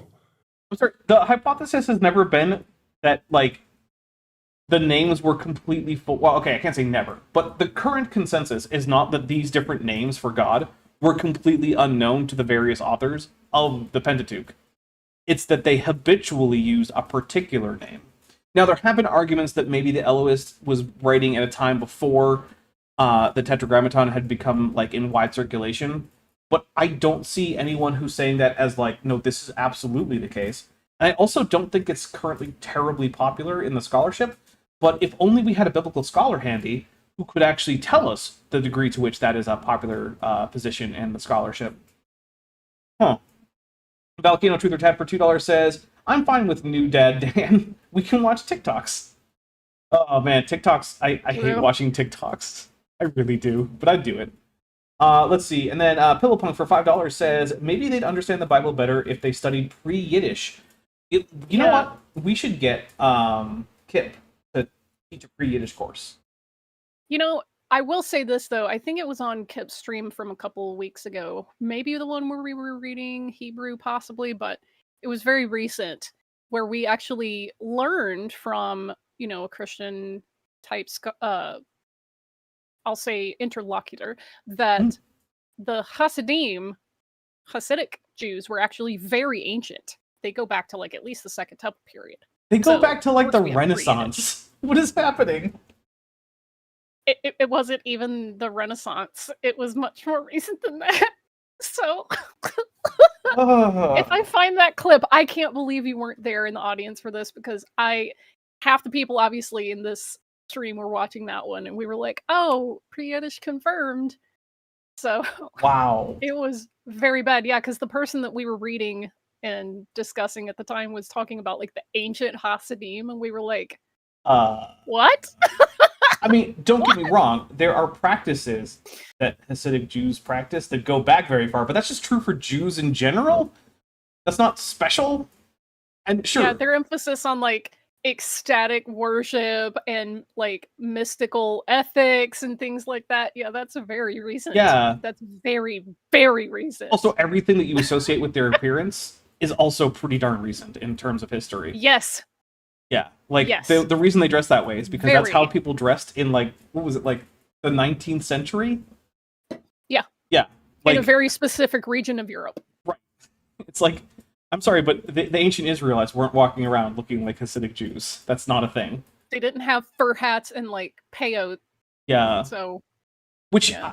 I'm not saying that like that in some way invalidates Hasidic Judaism. I don't care, but like you can't just pretend that it goes way back into like deep time. Like next thing you know, you'll be telling me that like, well, the Baptists are actually you're ordained a scene. they're dangerous. Or you'll say things like, my Baptist pastor is wearing a polo shirt just like the Apostle Paul did. Okay, cool. Yes. That makes sense. Said Good. that this was made up. Yeah. Yeah, I just think it's, I mean, Again, They said it was made up. No, they It- didn't actually. the documentary Scholars in the hypothesis. field know that the texts and the narratives that they contain came from older, like, Right. oral traditions that got written down and then stitched together. Like, Also, he even if the older texts were made up, that's not demanded by the documentary hypothesis.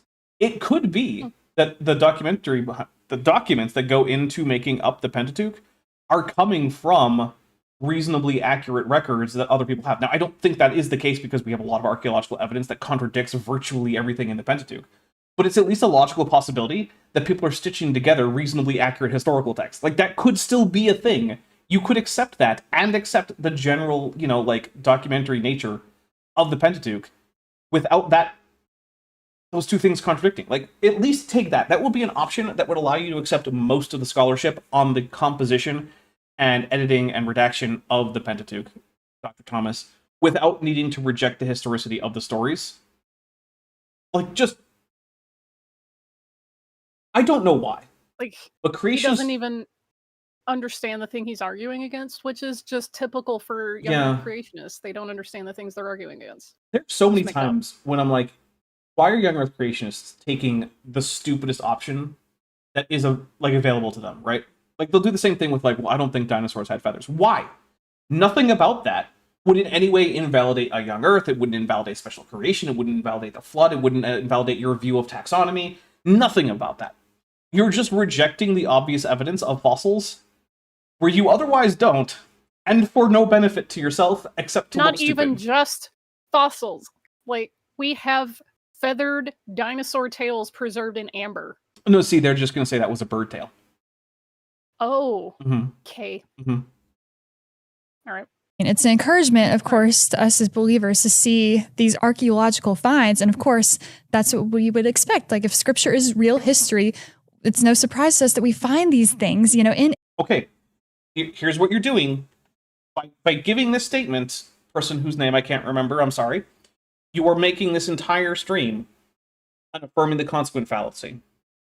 If the Bible is true, we expect to find archaeological artifacts that are compatible with the truth of the Bible. There's the if P, then Q.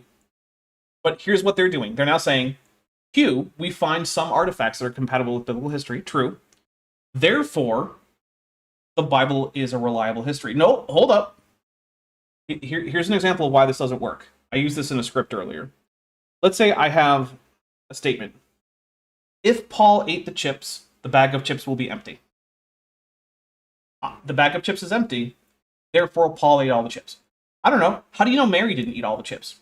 How do you know Paul didn't throw out all the chips after finding that they were stale? How do you know that the chips didn't just burst out of the bag onto the floor and then Paul had to sweep it all up and throw it in the trash? You don't. Your evidence is compatible with Paul eating the chips, but you don't actually know that he did just because the bag is empty. In fact, actually, Dapper named the title of the stream that Spider-Man is history, because if Spider-Man were real, we would expect to find things that corroborate Spider-Man narratives, like New York. And hey, look, there is a city named New York. Therefore, Spider-Man is real. it's true. I mean, how can you deny? If Spider-Man is true, then the places that Spider-Man visits will be real. The places that Spider-Man visits are real. Therefore, Spider-Man is Spider-Man's true. real. Yeah, I mean, what? Yeah. It's exactly the same argument.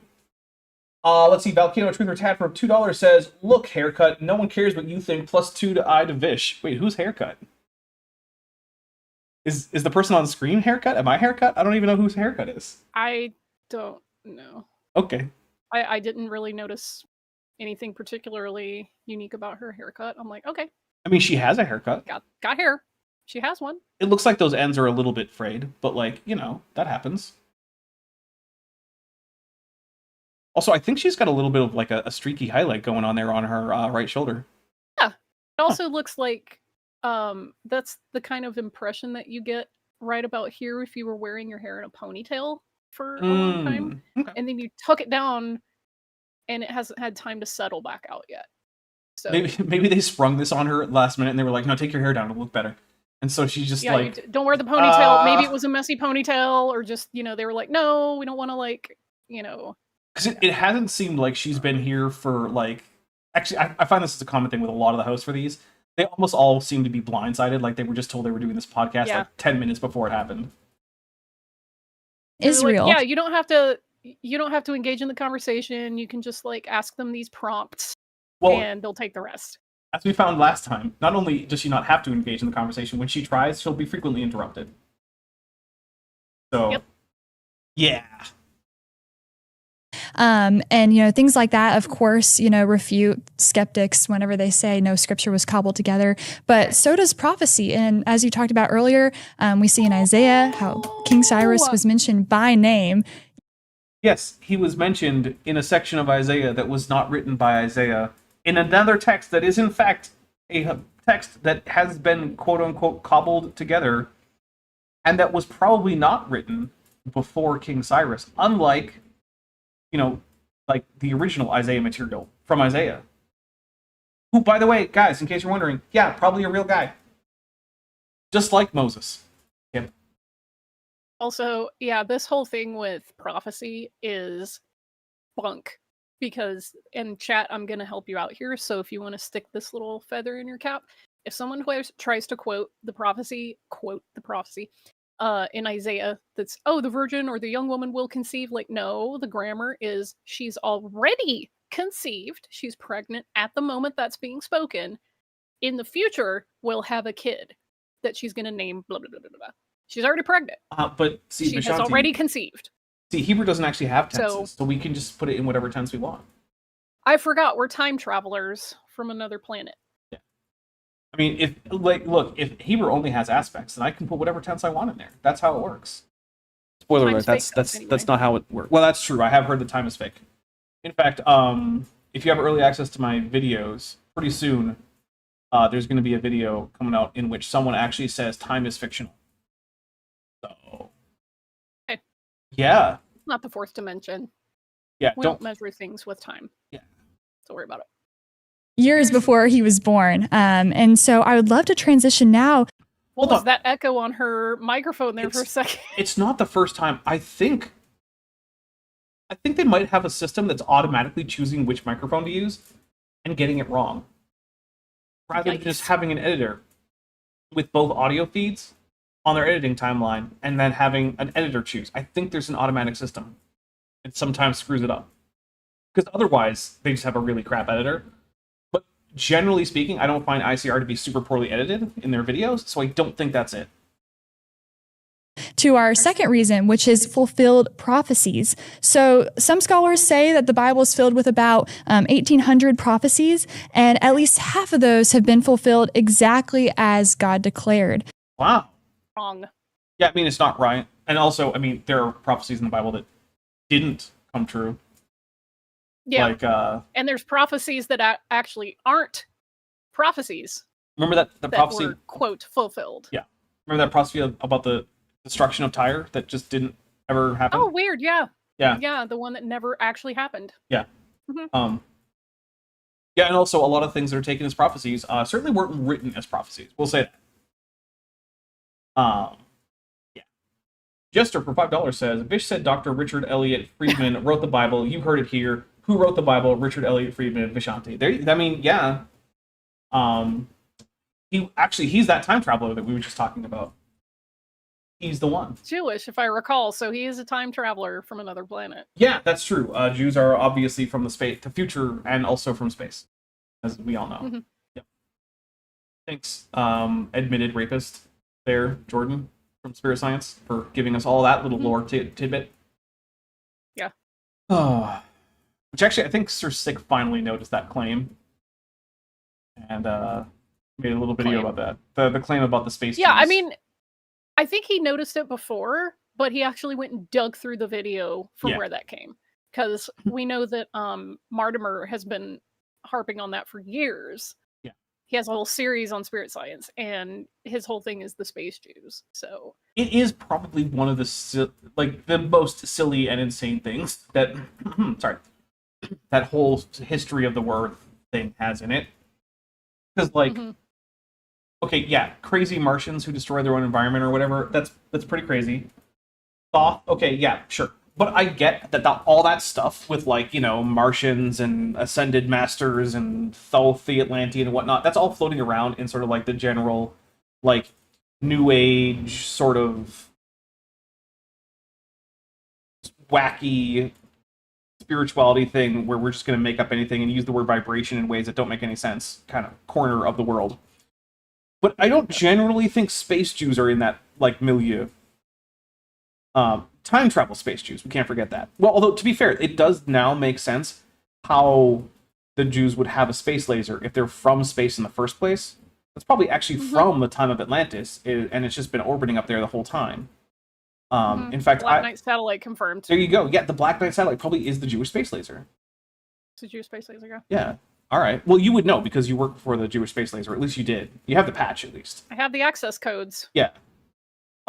Hey, if there were ever a time when maybe a Jewish space laser could come in handy, Vishanti, I don't know. I could think of a few things to do with a Jewish space laser that no one seems to be doing. Can you help everybody out? No? Okay. I will not answer that. I invoke the fifth. The fifth doesn't exist in space. Okay. Volcano Interesting, Truthers. because the United States has a space force, which tells me that it does, actually, so... No, see, when you join the military, you waive absolute constitutional rights in many cases, which is a real thing. So yeah, that's not evidence of that. Which is actually true. When I was in the military, my First and Fourth Amendment rights were severely curtailed in many instances, and I did not have legal recourse because I joined the military. Yeah, had my Fourth Amendment rights violated almost weekly at one point. Yeah, that was fun. Let's see. Volcano Truther Tag for $2 says, I should have used this time for anything that else. I think you just mean anything else. I'm sorry. Literally anything else. Let's see. Josh Wiggies for $5 says, it's the age of Thoughtquarius. What about Thoughtquarius? Is that an age that's coming up? Right. Yeah.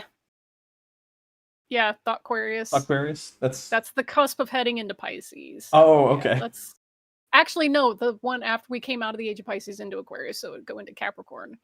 And, you know, we all know those Earth sign Capricorns be hoeing it up, so... Oh, is that how it works?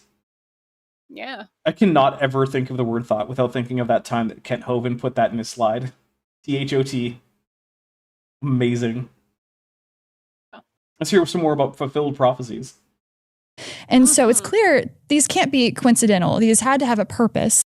They can't be coincidental. They Well, can't be. Okay, first, Because reasons. I actually agree that they're not coincidental or like for no reason.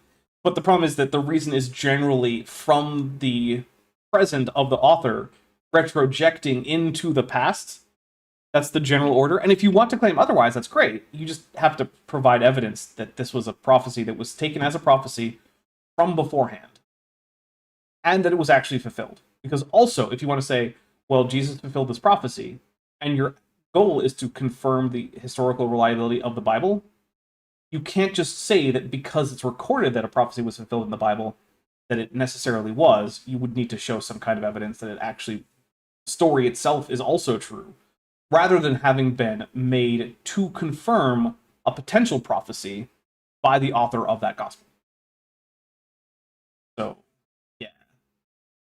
Oh, okay. Alex Markle explains that. Unfortunately, the Jewish space laser is in the pocket of the IDF. Got it. Yeah. It's not, because No? they would have used it on the Palestinians already. I mean, yeah, that's true. Instead, they're just using indiscriminate missile fire and machine gun fire. Regular bombs. Yeah. Yeah, regular bombs. Mostly supplied by the former United States, so that's fun. Make your own damn bombs, Israel. You have factories. And so, can you give some examples of fulfilled prophecies that we see in Scripture? I took some notes, and so I'll just go through some of these. Yeah. Genesis 3:15 is really, I think, the first one. Oh. Okay. Okay. In case anyone doesn't know, that's the story about how God says to Eve, well, says to the serpent that you will bite at, Eve's offspring's heels and he will crush your head. Which, look,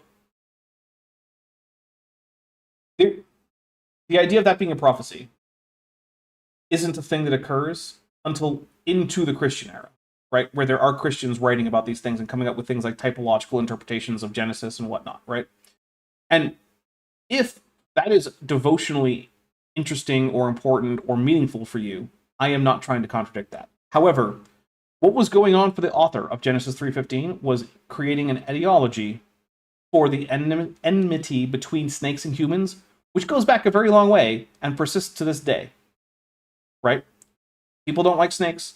Snakes don't tend to like people very much. I'm sure there are exceptions. Your pet snake is probably an exception. I don't care. That's what's going on. There is no way in which anyone took this as a prophecy until after Jesus. It's just, that's what it is. And also, the snake isn't Satan. The identity of the snake as Satan is another thing that comes well after Christianity has established itself as a religion, and people are trying to interpret these texts from before Christianity in ways that make them meaningful for them in this Christian context that they now find themselves in. Which is a perfectly normal thing to do, but to then retroject this late Christian interpretation, well, late in terms of the existence of Genesis, I'll say that, right? It's not late in terms of Christianity, it's fairly early in terms of Christianity, but late in terms of the existence of Genesis as a whole. Try to take this relatively late interpretation and retroject it back onto the author, it's just not something you can validly do in terms of like literary criticism or anything like that. If it's meaningful for you and you find that is good for your devotional practices, great. Have fun with it. I'm happy for you to do that. Which is the case for all this, right? Like, great. But the question is it evidence of historical reliability? Which, no, it's not. None of this is. That doesn't mean it's not meaningful. That doesn't mean it's not useful for whatever community you're a part of. But yeah.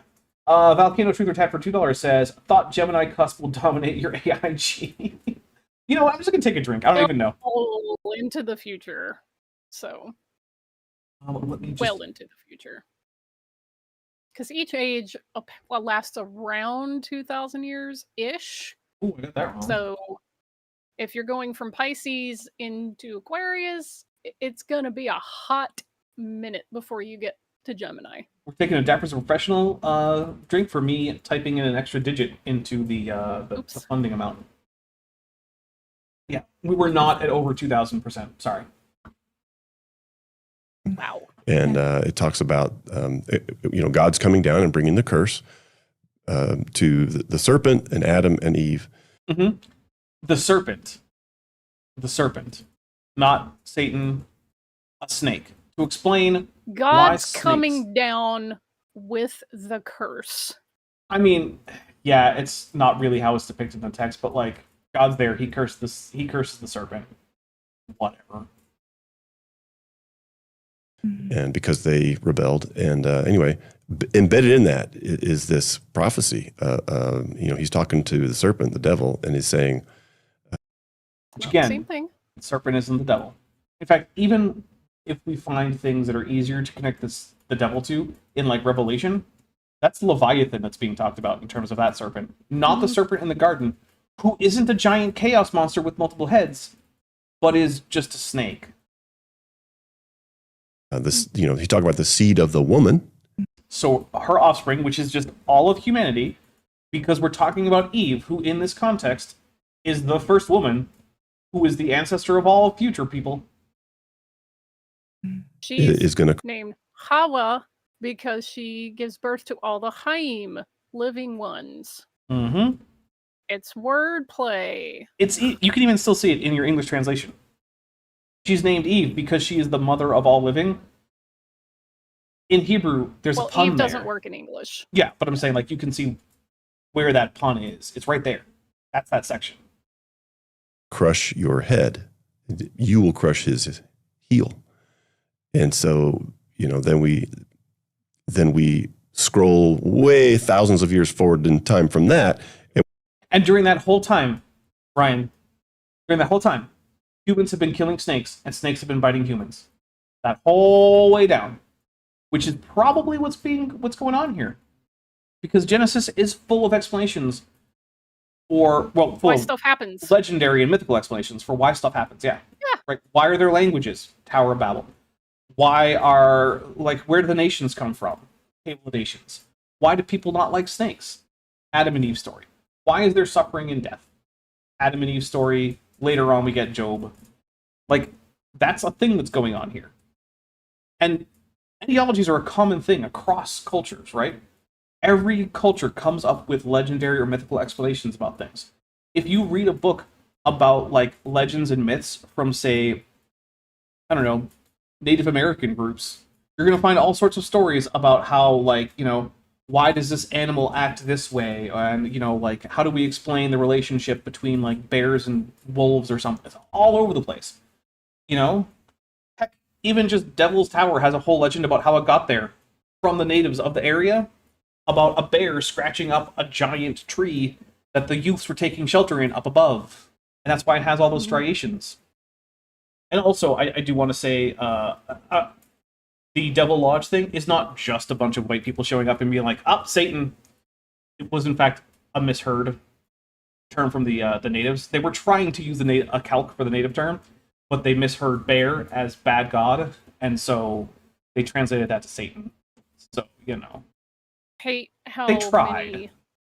how many settler names for things that they don't understand. It's just devil's this, devil's that, and Right. then But this one isn't giving that. all this power and credit to the devil when he's supposed to be the bad guy, and they can't do the same. This was an for- attempt to get it right and use the native term for a landmark that just failed. So, I know, but also in talking about in the East Coast. oh yeah, it happened a for lot. instance. Yeah. This So, is Devil's Clearing. This is the Devil's Snowpath. What are you? the He devil's gets around, apparently. Well, yeah, sometimes he goes down to Georgia. Remember to use a fiddle, not a violin. Yeah. Also, a golden fiddle would sound horrible and would weigh 500 pounds. Don't use a golden fiddle. It's a really bad idea. We have Christ on the cross with, getting literally his feet, nailed. That isn't bruising, but okay. Bruising, and also his hands were nailed. So what does that have to do with anything? I don't know. It's pretty obvious that when it says the serpent will bruise the heels, it's talking about a snake bite and not getting a nail driven through your feet. But hey, what do I know? Jillian is the devil's hole in the Mojave. Yeah, also the devil's kettle, that weird waterfall thing that nobody really knows where it goes. I thought they did figure it out finally. I mean, they're really good attempts at an explanation, but every time they drop ping pong balls or dye or whatever into the little funnel there, they don't know where it actually comes out. Truth or Chad for $2, diving deep into some deep lore, says Enoch is not Metatron. He was That's bit not by what I'm snake. trying- Good. All right, we're gonna get a little bit more in here, and then actually, you know what? We're just gonna wrap up here. It's fine. So Kip not only abandoned us, me and Vish, but he also abandoned all of you. And so next week, assuming Kip is back, I want to make sure that everyone lets him know how deeply offended you are about this, because it's You're very very hurt important. and disappointed. Yeah. I mean, basically, Kip just said, "Oh yeah, I'm gonna go out and I'm gonna come back with some maple syrup," and then he just never showed up again. So He took his toque with him and everything. All right, that's about as much Canadian jokes as I have handy right now. So, Vish, you got anything coming up that you want to talk about? Rabbi Hannah interviewed me for her TikTok series, and go subscribe to that Rebel Rabbi on TikTok and also YouTube. She doesn't upload as much, but if you want to hear me ramble about stuff, tune into that. She did her first interview with Dan McClellan and has interviews coming up with both Kip and Dr. Josh from Digital Hammurabi, so hooray! Okay. Oh, by the way, the end score is Vishanti wins with a score of 23.83. Then I am in second with a score of 6.99. And then Kip is in last place with a score of only 1.32. Which is pretty bad there, Kip. But, hey. Thank you very much, everyone. Let's coming up on this. So, on Tuesday at 6 p.m. Eastern, 6 p.m. Pacific, 9 p.m. Eastern, we've got Jackson with Jackson. Then on Thursday at noon Pacific, 3 p.m. Eastern, we've got the next of the Dan Biddle videos coming out. This one is going to be called, or is already called, I don't know, Dan is Confused by Ash, which, yes, does use a Dark Souls 3 inspired thumbnail, because, of course, you know, the Ashen one, whatever. We've all played Dark Souls 3, I'm sure. But yeah, basically, he just gets very, very confused about the existence of volcanic ash in North America and can't figure out what any of that is supposed to mean. And so he just assumes that it was a bunch of volcanoes during the flood for some reason. Because of course he does, right? So that will be, again, at noon Pacific, 3 p.m. Eastern. Then on Friday, over on Top Hats Off, we're going to be having the finale for Alien Destroyer of Worlds, which is a cinematic play scenario for the Alien RPG. Zerolon is running it. I am not going to be a player or the GM for that, but it is on that channel. I'm using that as a little bit of a break from, you know, doing stuff. But then the next week after that, we are starting back up with Star Trek Endurance Season 2. So stay tuned for that. Then on Saturday, Vishanti, I think you'll be back, but we can't say about Kip anymore. Kip has become unreliable. So, yeah. Anyway, if you are interested, we're going to be watching Invasion of Astro Monster over in my Discord server.